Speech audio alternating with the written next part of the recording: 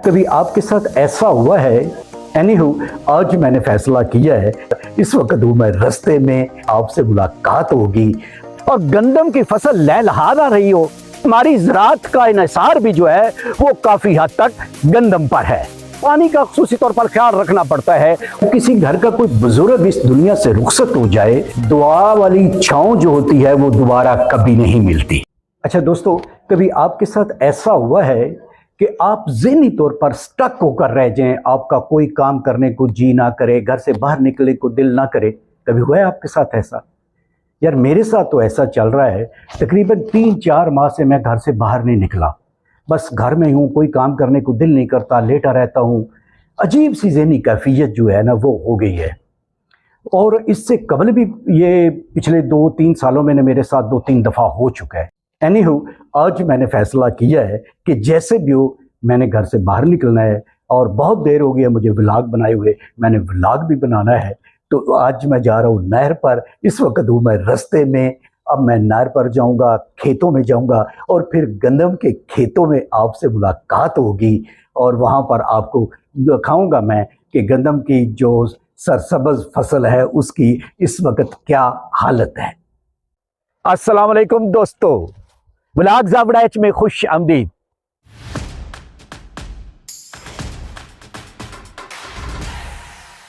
मार्च का महीना हो और खेत जो है वो हरे भरे ना हो और गंदम की फसल लहलहा रही हो, ऐसा मुमकिन नहीं है।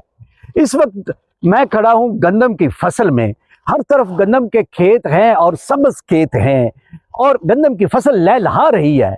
और फिर मजे की बात यह है कि इस फसल से, इन खेतों से उठने वाली खुशबू जो है वो पूरी फिजा को मुअत्तर कर रही है। दोस्तों, जैसा कि आप जानते हैं कि पाकिस्तान एक ज़री मुल्क है। पाकिस्तान के चारों सूबे खैबर पख्तूनख्वा, बलूचिस्तान, पंजाब, सिंध वाफर मिकदार में गंदम पैदा करते हैं और एक अंदाजे के मुताबिक कि हर साल पाकिस्तान में ये चारों सूबे तकरीबन 26 लाख मिलियन टन गंदम पैदा करते हैं। और फिर आप ये भी जानते हैं कि हमारी खुराक का ज़्यादातर इन्हिसार जो है वो भी गंदम पर है। यानी जहां हमारी खुराक दूसरी है, चावल वगैरह, ज़्यादा खुराक में हम जो इस्तेमाल करते हैं वो गंदम इस्तेमाल करते हैं। और फिर हमारी ज़राअत का इन्हिसार भी जो है वो काफ़ी हद तक गंदम पर है। दोस्तों, मार्च का महीना किसानों के लिए गंदम की फसल के लिहाज से बहुत अहम होता है, क्योंकि आप जानते हैं कि ये गंदम की फसल जो है ये अप्रैल में कटाई इसकी शुरू हो जाती है, पककर उस वक्त मुकम्मल तैयार हो जाती है।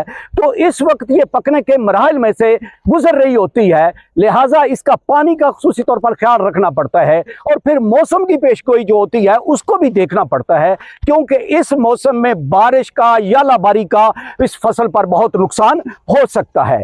तो ये वक्त वो है किसानों के लिए जो बहुत अहमियत का हामिल है गंदम की फसल के लिहाज से। इस दफा कोई किसी किस्म की ऐसी मौसमी परेशानी उनको ना बने, तो वो वक्त बहुत करीब है जब ये गंदम की फसल सोना उगलने वाली है। तो दोस्तों, कबल इसके कि मैं यहाँ गंदम के खेतों से आपसे चाहूँ इजाजत, एक छोटी सी बात जरा प्लीज सुन लीजिएगा।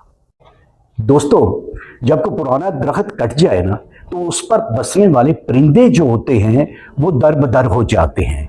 इसी तरह जब किसी घर का कोई बुजुर्ग इस दुनिया से रुखसत हो जाए तो छोटे अपनी पहचान और ठिकाना खो देते हैं। वो इस तरह कि नए ताल्लुक और नए रिश्ते तो बन जाते हैं, मगर दुआ वाली छांव जो होती है वो दोबारा कभी नहीं मिलती। तो दोस्तों, आज के इस व्लॉग को लाइक भी कीजिएगा और फिर व्लॉग ज़ावड़ाच को सब्सक्राइब भी कर लीजिएगा। इसके साथ ही सफ्तर इकबाल वलैच को दी इजाज़त। अल्लाह हाफिज़।